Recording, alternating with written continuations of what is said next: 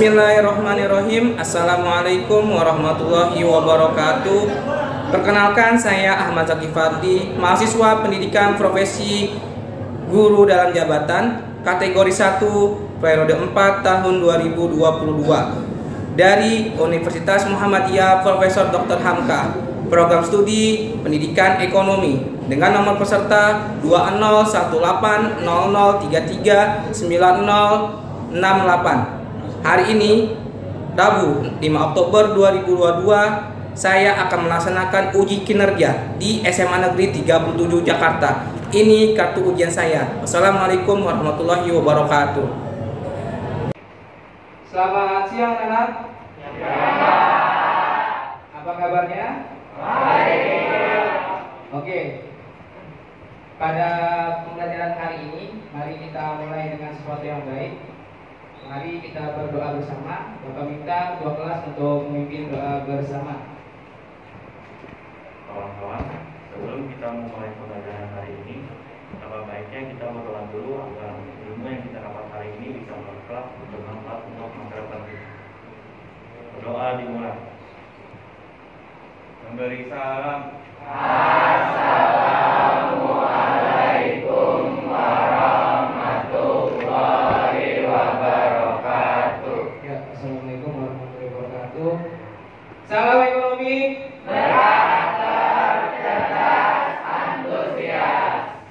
Oke, alhamdulillah kita bisa kembali belajar di pelajaran ekonomi. Hari ini siapa yang tidak hadir? Ketua kelas siapa yang tidak hadir? Ada keterangan? Sakit. Oke, sakit ya. Terima kasih atas kabarnya ketua kelas. Anakku sekalian, pada pertemuan yang lalu ada yang ingat Bapak membahas tentang apa? Coba satu orang. Minggu kemarin kita belajar tentang biaya produksi. Ada 7 macam biaya produksi. Yang pertama fixed cost, yang kedua selanjutnya variable cost, kemudian total fixed cost, total variable cost, total cost, average cost, dan terakhir marginal cost. Oke, tepuk tangan untuk Yandra. Pada hari ini kita akan membahas ini ya, harga jual, total penerimaan dan laba. Oke, Bapak mau nanya ya selanjutnya. Apakah ada keterkaitan antara yang namanya biaya produksi dengan harga jual? Ya, silakan. Biaya produksi dengan harga jual ada keterkaitannya karena kalau semakin besar biaya produksi, semakin besar juga biaya jualnya untuk mengembalikan modal dan mendapatkan keuntungan. Oke, sebaliknya kalau biaya produksinya menurun, harga jualnya bagaimana? Kalau biaya produksi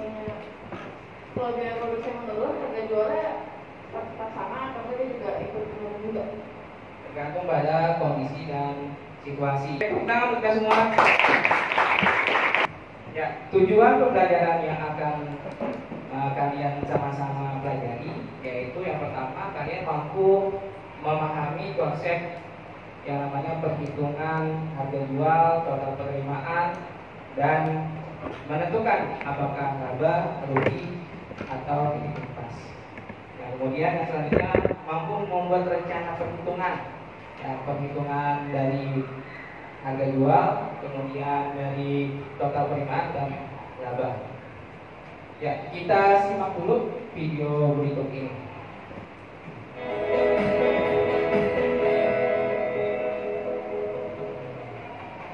Hai semua, ketemu lagi sama aku Luna. Selamat datang di channel Ngomongin Ulang. Di video kali ini aku mau ngomongin tentang bisnis dan usaha. Mungkin di antara kamu ada yang lagi pengen banget buka usaha, tapi masih bingung gitu mau mulai dari mana, atau hal apa aja sih yang perlu dipikirin sebelum mulai buka usaha. Pastiin nonton video ini sampai selesai ya. Oh iya, sebelumnya aku juga pernah nih bikin video tentang 5 tahap mulai bisnis dari nol. Yang nonton juga udah banyak banget. Dan pastiin kamu nonton video yang itu. Nah, kali ini aku mau bahas topik yang sama gitu, tapi ngebahas dari sisi yang lain. Aku mau bahas poin-poin penting yang perlu kita cermatin sebelum kita tuh nentuin mau bikin bisnis apa. Tahap ini sebetulnya penting banget, tapi jarang banget diseriusin. Ujung-ujungnya ya malah buka usaha pakai modal nekat doang. Akhirnya udah keluar banyak modal nih. Ternyata penjualannya nggak seberapa. Ujung-ujungnya malah rugi dan jadi kapok bikin bisnis deh. Emangnya apa aja sih poin-poin yang harus diteliti dulu sebelum mulai bisnis?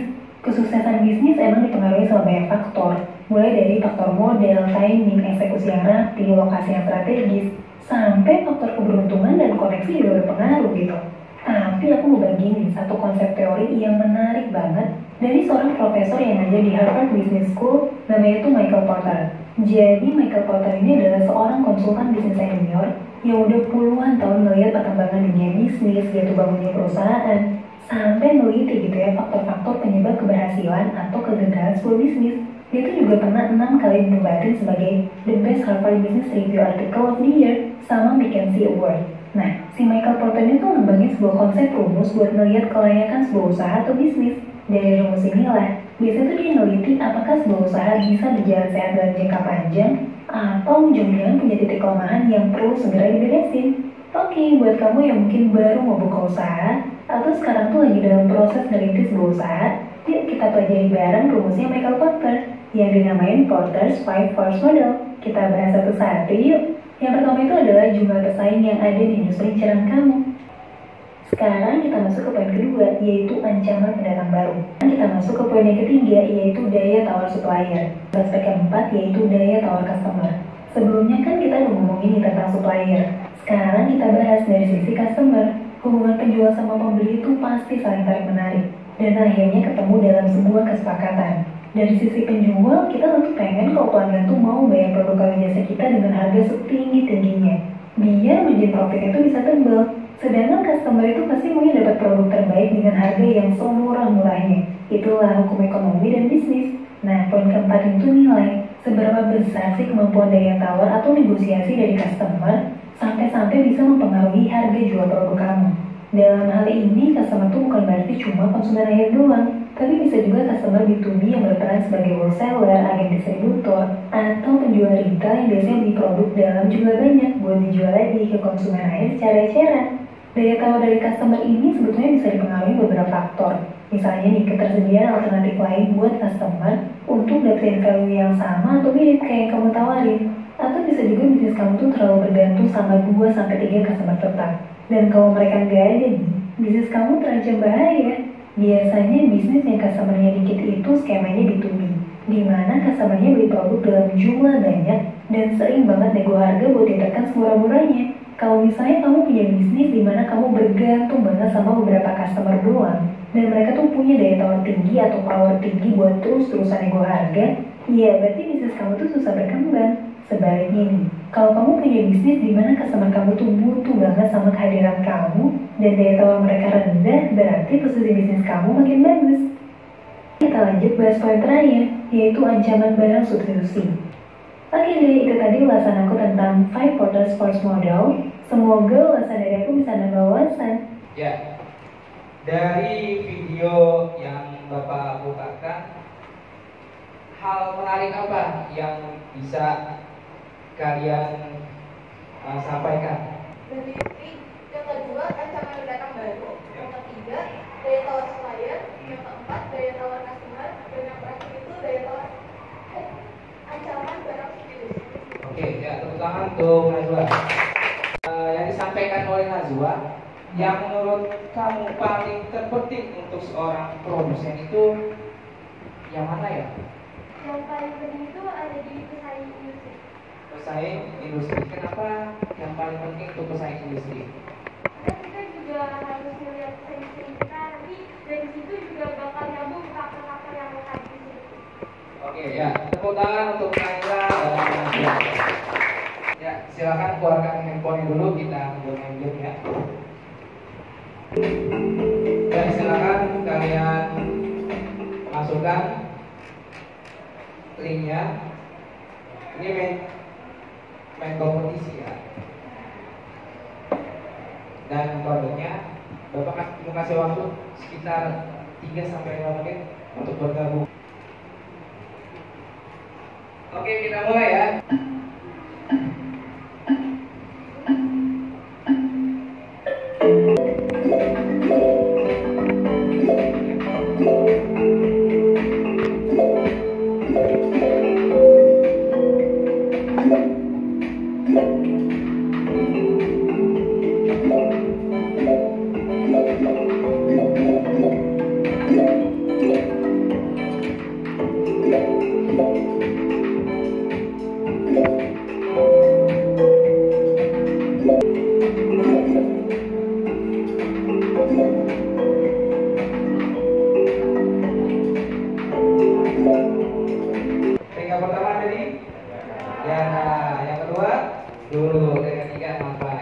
teratas untuk kita tepuk tangan semua. Ya. Salam ekonomi.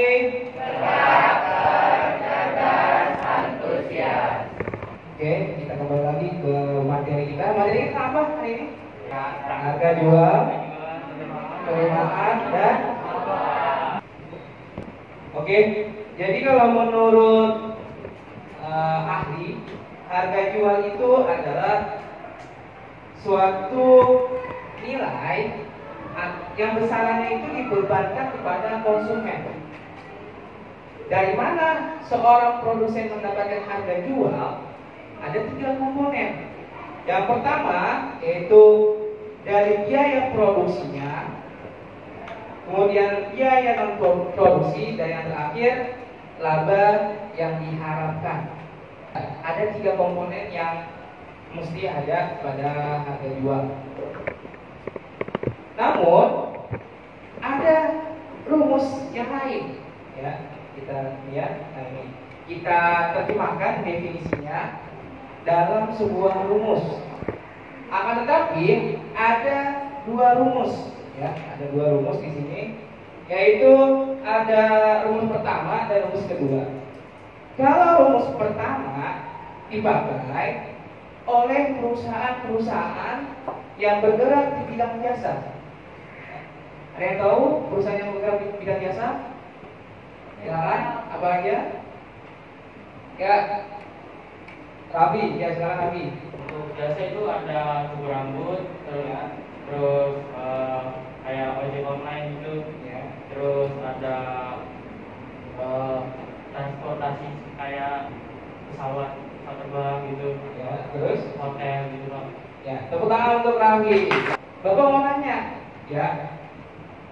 Pertanyaan Bapak, apakah sama omset dengan laba? Omset dengan laba itu beda. Ya. Perbedaannya gimana? Itu adalah total penerimaan atau penjualan. Kalau laba itu adalah kelebihan yang diharapkan oleh produsen. Oke, tepuk tangan untuk Khairul Isa. Oke, kita lanjut. Ini contohnya ya. Price-nya tadi 9.000, kuantitas barang yang terjualnya 900. Berarti ini apa nih kuantitas 100? Omset atau laba? Omset, ya, atau total penjualan. Bagi seorang produsen akan mengalami 3 hal ketika dia berproduksi. Ya, 3 hal. Hal keadaan. Ada yang tahu? Ya, silakan sampingnya Nolita, siapa namanya? Marwan. Oke. Ada itu mungkin dari awal. Oke, tepuk tangan untuk Marwan. Oke, ya sekarang kita coba diskusi ya. Kelompok 1 mana kelompok 1? Oke, kelompok 1. Kelompok 1 membahas perhitungan dari harga jual, total penerimaan, dan laba rugi atau dikipas dari jasa bimbel. Kelompok 2, apa kelompok 2? Bisa dibaca? Ya, usaha jasa bengkel mobil. Kelompok 3, mana kelompok 3? Membahas tentang apa? Barbershop. Kelompok 4, ada kelompok 4? Membahas tentang apa? Jasa penginapan ya. Kelompok 5 membahas tentang apa? Ya, jasa roti pakaian. Yang terakhir, kelompok 6 tentang apa? Ya, jasa mobil. Apa yang akan kalian bahas? Ini Bapak udah kasih poin-poin ya, rambu-rambu membahasnya. Yang pertama, kalian menentukan apa saja sih komponen biaya yang ada untuk memulai usaha kalian.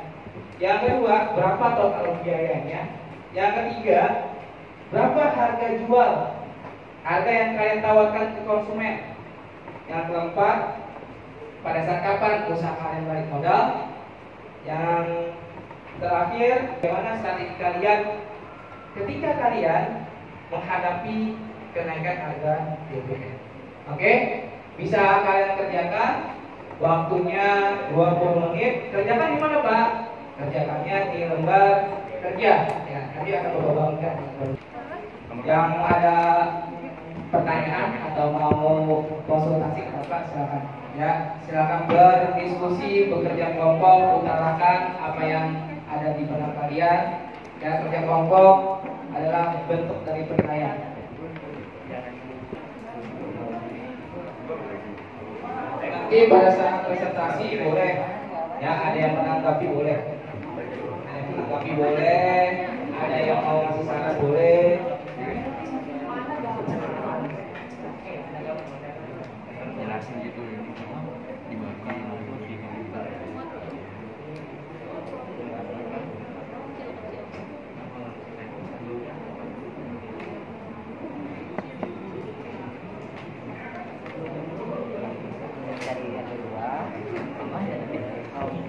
Untuk mencari rumus A2 yaitu harus ditambah presentasi keuntungan, jadi 12.500 ditambah 3.750. Ini untuk 2 kilogram Y. Lalu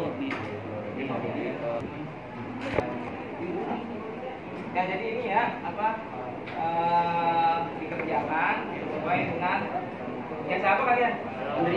Jasa laundry ya, jasa laundry kalian harus ada komponen-komponennya ya. Kenapa? Kenapa Ren?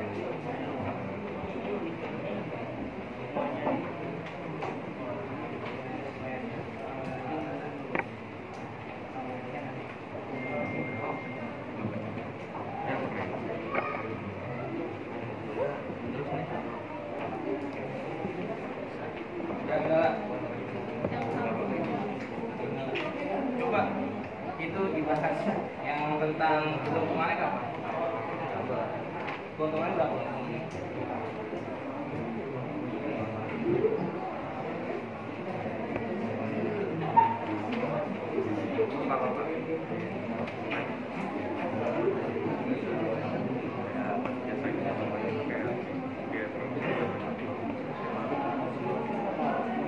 Yang pertama boleh, yang kedua. Kalau kalian lebih aman pakai yang pertama, dari sini. Gak pakai yang mana? Oke. Salam ekonomi. Cerdas, antusias. Saking antusias itu tangan sampai ke temannya.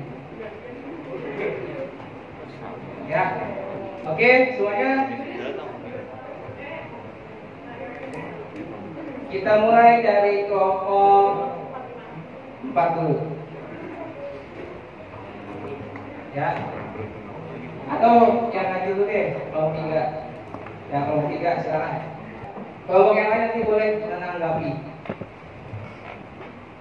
Assalamualaikum warahmatullahi wabarakatuh. Saya di sini sebagai perwakilan dari kelompok 3 ingin mempresentasikan usaha jasa barbershop. Nama saya Muhammad Yildan. Nama saya Mandiri. Untuk kalau pertama itu ada berapa komponen biaya tetap. Di biaya tetap ini ada sewa ruko yaitu 500.000, gaji karyawan yaitu 1 juta, dan pajak yaitu 100.000. Untuk biaya variabel ada conditioner 100.000, sampo 100.000, semi rambut 265.000, pomade 260.000, obat kuku 50.000, listrik dan air 500.000.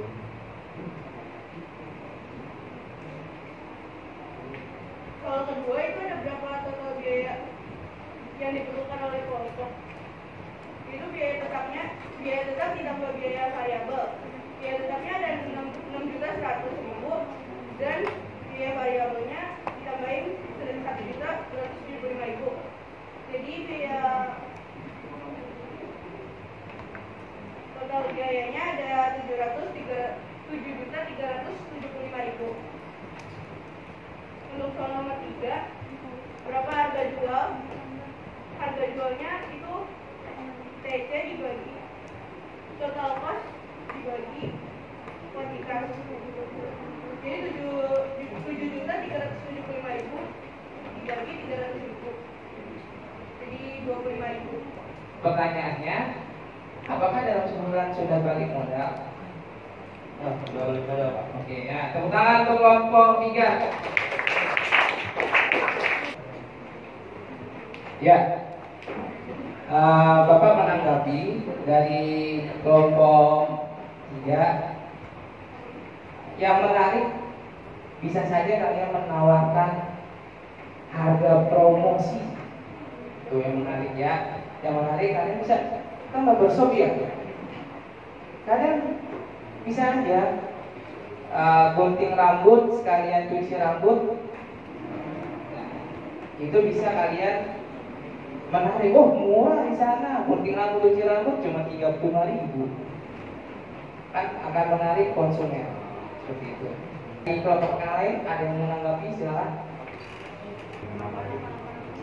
Kira-kira untuk harga jualnya ada variannya nggak? Misalnya untuk angkas untuk anak kecil, dewasa, atau full botak gitu? Apakah ada kayak tambahan-tambahan lain itu yang bisa mengganti harga jual? Untuk variannya ada, kalau untuk anak kecil 25.000, untuk orang dewasa 35.000. Ya, itu ya jawabannya ya. Tepuk tangan untuk kelompok 3 dan kelompok 4 menanggapi.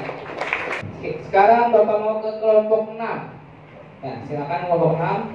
Assalamualaikum warahmatullahi wabarakatuh. Waalaikumsalam warahmatullahi wabarakatuh.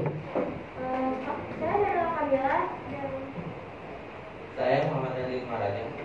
kita dari perwakilan kelompok 6 ingin membahas biaya produksi untuk usaha travel mobil. Oke, langsung saja ya. Yang pertama, komponen apa aja yang ada? Untuk komponennya ada alat perlengkapan mobil, alat perlengkapan kantor, gaji karyawan, biaya perizinan. Terus untuk biaya variabel itu bensin, biaya tol, listrik, PAM, perawatan AC, servis mobil, dan internet wifi.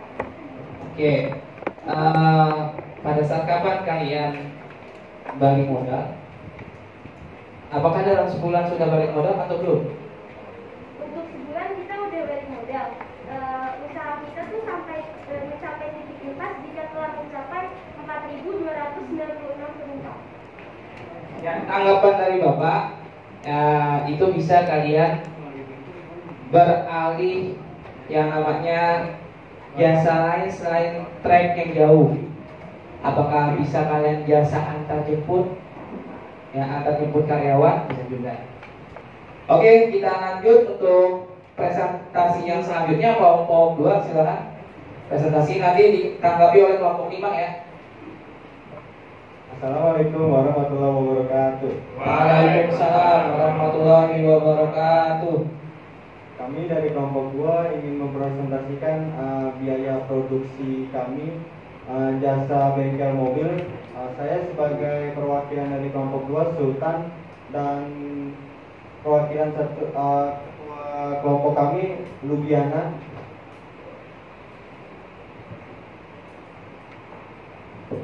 Oke, yang pertama komponen biaya yang utama di kelompok kalian jasa apa? Jasanya? Jasa bengkel mobil. Ada namanya nggak? Ada bengkel mobil Sultan. Wih, tepuk tangan, Berarti ownernya Sultan nih? Iya. Ya, ownernya. Nyumbang sama berapa dia? Nyumbang modal berapa? Banyak nggak modalnya? Oke, silakan. Komponen yang utama apa? Di TFC ada pembelian bahan atau tempat, biaya renovasi tempat, peralatan servis dan bengkel, kursi dan meja, dan lain-lain. Totalnya adalah 500 juta 30. Oke, ya. Kapan balik modal atau titik impas dari usaha kalian? Usaha kami balik modal setelah kurang lebih 3 bulan 1 minggu. 3 bulan 1 minggu. Oke. Tepuk tangan untuk kelompok 2. Oke, Sultan gantian. Gimana nih sebagai owner dari jasa bengkel untuk menghadapi kenaikan harga BBM? Cara kami mengatasi atau strategi kami mengatasi kenaikan BBM yaitu yang pertama menurunkan jumlah produk yang dijual kayak ban sama oli. Terus tuh yang kedua menaikkan harga servis mobil. Yang ketiga mencari supplier yang menawarkan harga lebih murah. Yang keempat kayak membuat poster untuk mempromosikan jasa servis lewat sosmed kayak IG, Facebook, Twitter, sama WhatsApp tanpa mengeluarkan biaya. Oke, tepuk tangan untuk kelompoknya Sultan, kelompok 2. Oke, silakan duduk, dan kelompoknya Lubiana. Ya. Oke. Ada mau tanggapan kelompok 5? Silakan kelompok 5. Saya mau nambahin aja sih, kalau zaman buka bengkel mobil doang, kayak bengkel mobil motor atau kapal atau yang lain-lain juga. Ya bisa aja ya. Ya. Kalian usahanya bisa merambah ya. Jadi pemasukannya juga bukan hanya mobil aja, jadi motor juga kan. Iya, soal. Oke, tepuk tangan dong Raffi dari kelompok 5. Ya, Raffi bagus.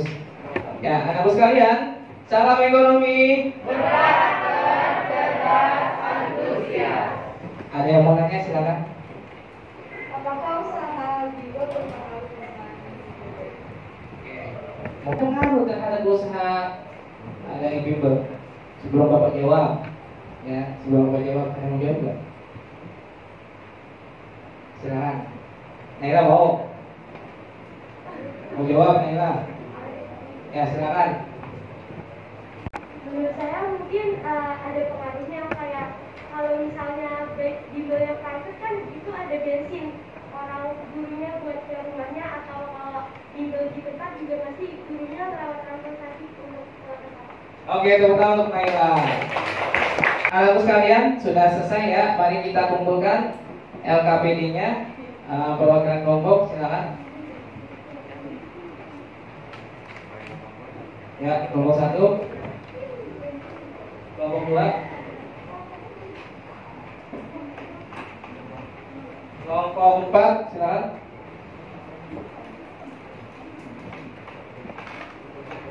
Kelompok 5 ya, kelompok 5. Ya, kelompok 6. Oke, salam ekonomi. Cerdas, antusias. Oke, gimana kita di akhir penghujung pembelajaran hari ini? Coba ada yang mau kasih kesimpulan? Silakan. Pembelajaran hari ini seru, juga kita bisa tahu tentang penghitung harga jual, total penerimaan dan laba. Terus juga nanti kita juga ada persiapan buat nanti ke depan. Kalau nanti kita bakal buka bisnis gitu. Jadi nanti kalau pas sudah buka bisnis kita ada persiapan, kita juga udah tahu kayak nggak asal buka bisnis ini. Oke. Kayak udah dipersiapkan dari sekarang, jadi ya, buka bisnis bukan sembarang buka bisnis doang. Oke, tepuk tangan untuk Adit.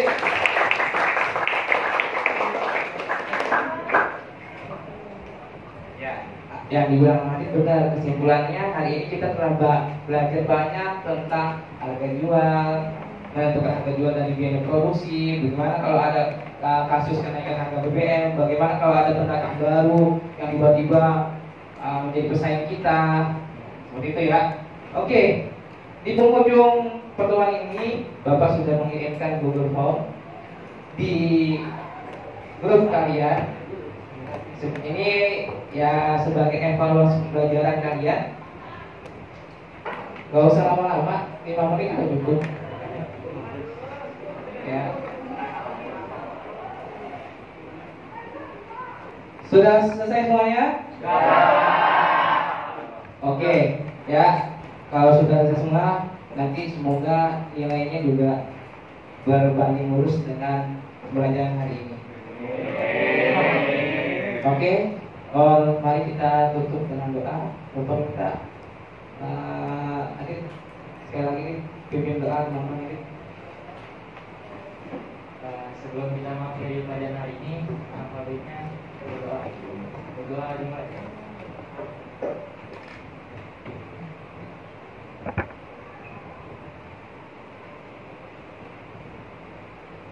Doa selesai. Memberi salam. Assalamualaikum.